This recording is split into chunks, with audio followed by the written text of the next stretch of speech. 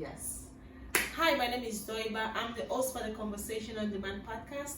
And I have here with me Danielle. She's a first-year resident physician with Florida Atlantic University in South Florida. Yes. So let me just give you a brief insight about this show. So this is a podcast on the show whereby we bring in insights about things about faith, relationship, entrepreneurial spirit, personal development, community, and all-around wellness. So the reason I have my friend Danielle here with me was because of the conversation we had about a few weeks ago about career development and about how she's very much excited right now that she's finished, school with medical school, and now she's gonna be a physician. So, but at that instant, I was thinking in my mind, I was like, wow, some of the things she was sharing with me just made me feel as though she was living courageously, because a lot of people were asking her about she was spending so much time going to school and doing all this kind of stuff. I was like, you know what, in the face of all this, although we know that she's going there for a very good reason, people seeing this in a negative light, but she coming back looking at it in a positive way, I'm now very much excited. Going to be a physician. Yeah. I just thought for her to come in the show and just give us how she was able to do it. To be able to live courageously, even though a lot of people were saying so many things that might not encourage your journey. Exactly. Are you sticking through? So for sure. Yeah. So thank you so much for having me here. So what we were kind of discussing was the whole idea of living courageously. And in my path, just throughout medical school, I definitely had to, I guess, live courageously, even though at the time I didn't necessarily think I was. But just, going all into what God has called you to do, not holding back. Even in challenges, even when people are maybe living a different life, or people they wouldn't make the same decision, or some of the naysayers, just knowing this is what God has called me to do. This is what I'm passionate about. There's sacrifices, but it's worth it in the end. That's amazing. So what I'm saying is, I feel as though you're making this so medical school experience and now going for your residency seem like a joke. It's not a joke. Yeah, no. I don't think it's a joke. So, but I'm thinking, how were you able to keep yourself motivated? Or I'm feeling like, of course, there were naysayers telling you all the things that, what, I wouldn't do it this way and all that stuff. How were you able to stay grounded? Absolutely. So that's a really good question. So just for people who don't know, medical school is really difficult to get into.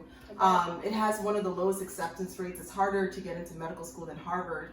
And, just kind of going against that sort of competition and that mindset was really difficult. So a lot of things that helped me was, number one, my faith. Definitely just believing like this is what God has called me to do. I also had family and friends that supported me.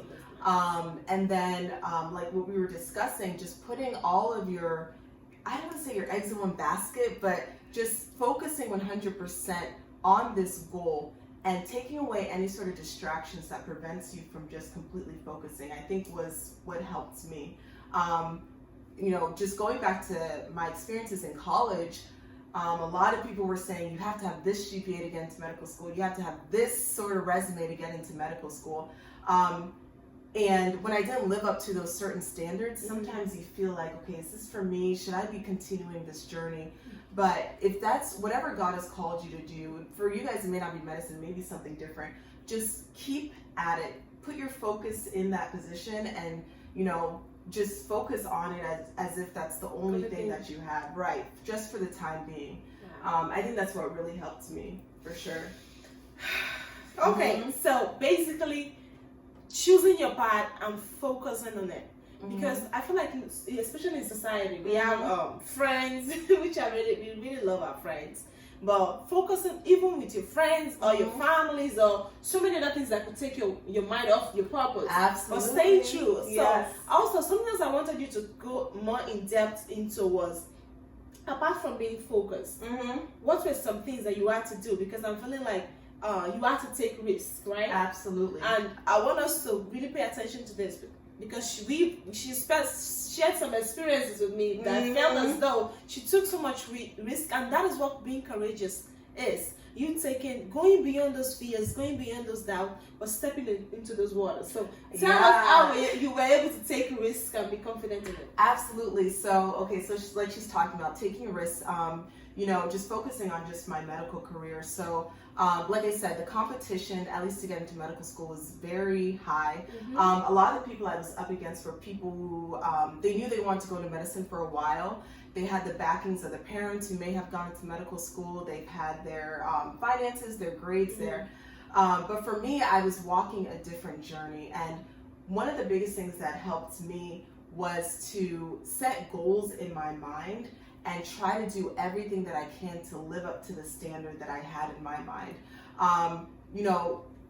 So for example, even like your GPA to get into medical school, the higher GPA you have, the better. So for me, I was always striving towards a 4.0. And then if I fell below it, I didn't say to myself, okay, I'm not good enough, but instead what I kept doing was striving towards that standard. My standard was always the highest and just striving towards it. I think that's what helped me get over certain challenges as well. And then, so for everyone else, for your case, it may not be medical school, it might be a business, it might even be fitness. The mindset that I had was, what is the standard for the day that I'm going to try to live up to?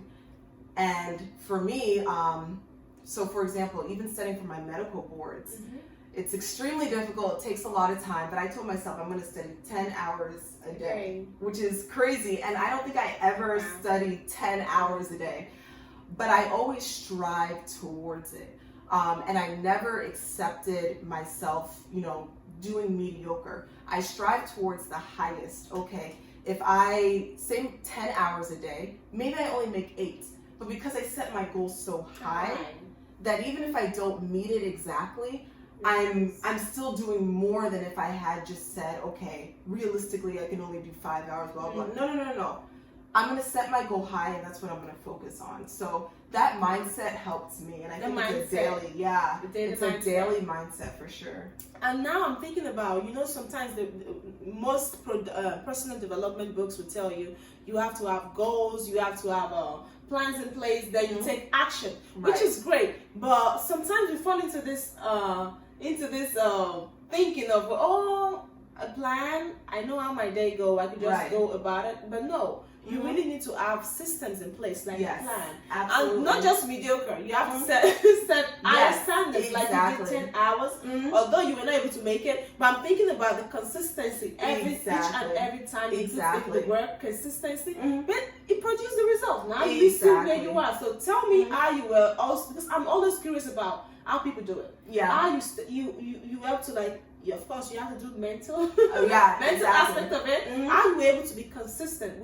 I know that your faith, your family, and all that stuff helps. How were you able to encourage yourself? Every day, I have to be do my 10 hours. If I only do 8. And that's a really good question too. So when it came down to consistency, I think the biggest thing for me, it fell into the fact that I put all of my focus on this one thing. So when it's the first thing you're kind of thinking when you wake up and the last thing you're thinking when you go to sleep, you're kind of forcing yourself to be consistent. I didn't have a plan B. I remember people were asking me, okay, what if you don't get into medical school? Or what if you're in medical school and you don't pass? I wasn't, that was not even a thought, because the way that I was focused was, this will work. This has to work. Because I don't have a plan B. And, you have to do this within reason. Of course, for example, if you're starting a business and you put all of your money into it, there's certain things that are just irresponsible. But if you responsibly focus on a certain goal, it forces you to be consistent, because you're not having a plan B. You don't really have anything to necessarily fall back on. So when it came down to, for example, studying for my boards, in my mind, I said, Danielle, even the mornings I didn't want to study, I said, okay, if you don't study and you don't pass, what's the plan? It doesn't exist. That plan doesn't exist. If I don't pass and I don't do well and I don't become You lost your money? I lost my money. I was fully invested. I lost my money. I mean, all of my friends, knew I wanted to go into medicine. My family knew I was in medical school. So if I failed, I don't have a plan B. And going back to living courageously, I say this to say, even me being in medical school, I'm happy I made it through, but let's just say something happened where I did have to halt my medical degree and go into something else. I still feel like the way that it takes to live courageously, I would have not regretted still putting 100% into it. Because to me, that's the only way to have the full experience of what you want, to have the full expectation. Wow. So it takes putting just everything into what you want to do. Yeah. Amazing. So something else I'm also thinking about putting not really putting all your eggs in one basket, but also putting all your focus, all your energy, right. Not having a plan B, which I think is really great, because once you have a plan B, your plan B becomes your plan A. Right. Or you start like, doing 50% plan A, 50% plan B. And you're not getting anywhere. You're not getting anywhere, and then you're a little more relaxed. And again, I say this with wisdom, okay? I'm not saying, okay, you want to start a business, take all of your finances and put it into it, and you don't have a plan B in case this thing doesn't work out. I'm talking about not things that are completely risky, that, you have a family to support, you have a home, you have food, and you're risking all of that necessarily for your idea. I'm not saying that. What I'm saying is, for example, when it comes to a career, if this is what you want to do, don't start entertaining, well, let me start pursuing this and maybe pursuing this degree on the side. Right, if it doesn't work out.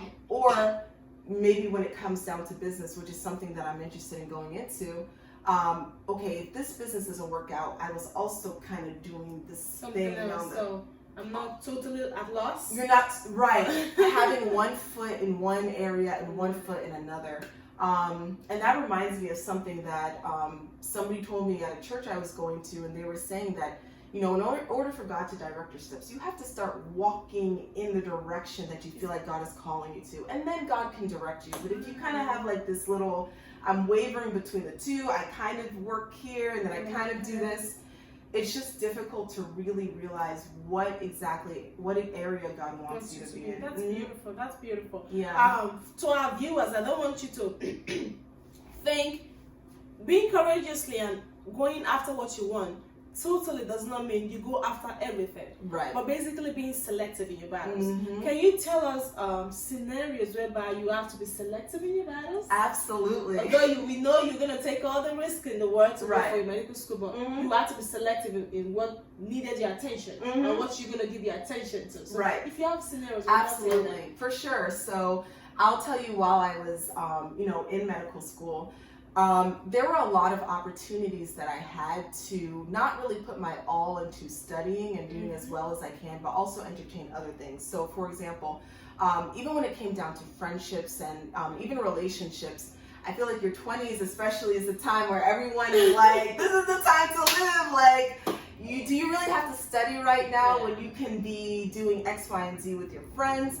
And just moments like that where you really have to say, I have to focus on my schoolwork right now. So that means that, unfortunately, if I'm missing out on some experiences with my friends, or I'm missing out on X, Y, and Z, I know my path in life right now calls for this. Attention. Exactly.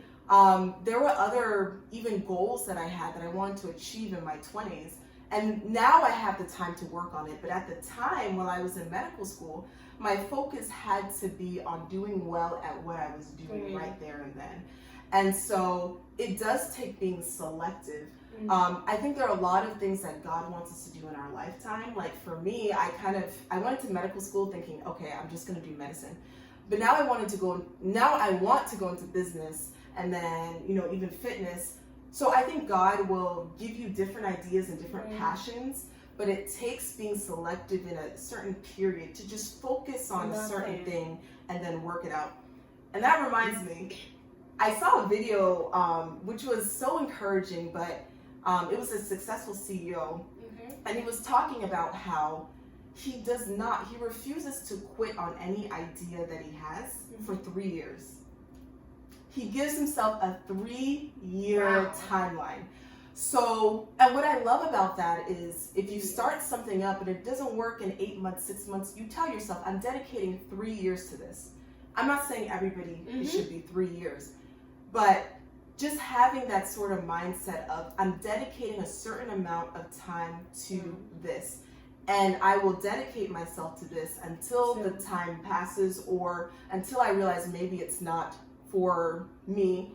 But the whole point is putting 100% of your focus into whatever you're doing per time. So it does take being selective for sure. I love that. Yeah. So we want you to take risk. I take risk every day. Yeah. But being selective, because not everything wants your attention. Exactly. So something else I also want us to talk about is courageous living. Every day you wake up with this mindset of, I want to be a medical doctor. I'm going to do this X, Y, and Z. But is it always easy? I know we've talked about the consistency part and all of that stuff. Is it always easy for you to be able to, what do you anchor on? Apart from family, your faith, what do you anchor on? Is it the money? Right. Oh, gosh. Yeah, so I think the biggest thing that has helped me is having a vision in my mind that I am chasing afterwards. So when every day that I woke up, especially those times where it was just so difficult, in my mind I had the vision of the sort of person I want to become in this amount of time. And as difficult as certain days were, I knew that, being consistent, being disciplined would yield the results that I'm looking for. And then you and I were even discussing about how, sometimes you'll have these negative thoughts that this won't work. It's not true. Like your thoughts, your brain will lie to you. Your brain will lie to you. Your brain will lie to you. It's about what you put into action that matters. And so I had plenty of times where I was like, man, I'm not getting this information. Hello, I got the information. Those thoughts were not true. And so I think that's the biggest thing. Your mindset and your thoughts and what you put into action just makes such a big difference. Absolutely. So something else, so I brought her on the show because, like I said, because of the conversation we had, and I felt the level at which she was so self-aware about what was going on, while also pushing through, really encouraged me. So I want to ask you, do you have like some rituals you do in the morning? I wake up and of course I do my prayers. Do you have like rituals you do for you to be able to live courageously every day? Yeah, and it's funny because I think these rituals just happened over time. For me, if I'm at a point where, of course, waking up and like thanking God and just having prayer and everything just kind of sets your mind in a certain direction. But I've gotten to the point now where if I'm having thoughts or I'm having these ideas that just don't line up with what my goals are, I will take out time to either find a YouTube video. There's a lot of like Christian YouTubers out there. This is something I've recently started doing too. Just finding videos that will target those specific thoughts that are just not okay. And I think that sort of, teaching myself how to rethink about certain things really helped. And while I was in medical school as well, also focusing on those people who are so supportive. Like, people will see things in you that you don't see in yourself. And it's crazy. Yes, like people will encourage you in ways that you may not even see for yourself. So for me also, leaning on my friends really helped. But the biggest thing, like I did every single day, was I imagined the person that I wanted to be, the person that I was called to be. I think that's what I did every single day. That really helped steer. Absolutely. Love it. Yeah. So, thank you so much for listening, by the way. Like I said, and it's so lovely to have you. Thank you so much for inviting me. And I'm so excited about, all that is going to be coming, in the future years, in the future months, doing your residency and all that good stuff. I'm going to be an amazing physician. Oh, thank you. This podcast is great. Absolutely. I'm cheering you on. So I want to really thank you so much for listening. I hope this has really encouraged you. Every day, you have a single goal, which is to get up and do your life's purpose. It doesn't have to be medicine. It doesn't have to be business. It could be anything. It could be fitness. It could be childcare. It could be anything at all. But go out there and live your life's purpose. Putting in your best. Consistently grinding. Consistently. I've having the people, have an anchor, the people, your family, your faith, you know, Absolutely. encourage you, and you put in the work. Absolutely. Put in the work. We are cheering you on, and we are praying for you. Thank you so much for listening again. My name is Toiba. It's so lovely to have you, Danielle.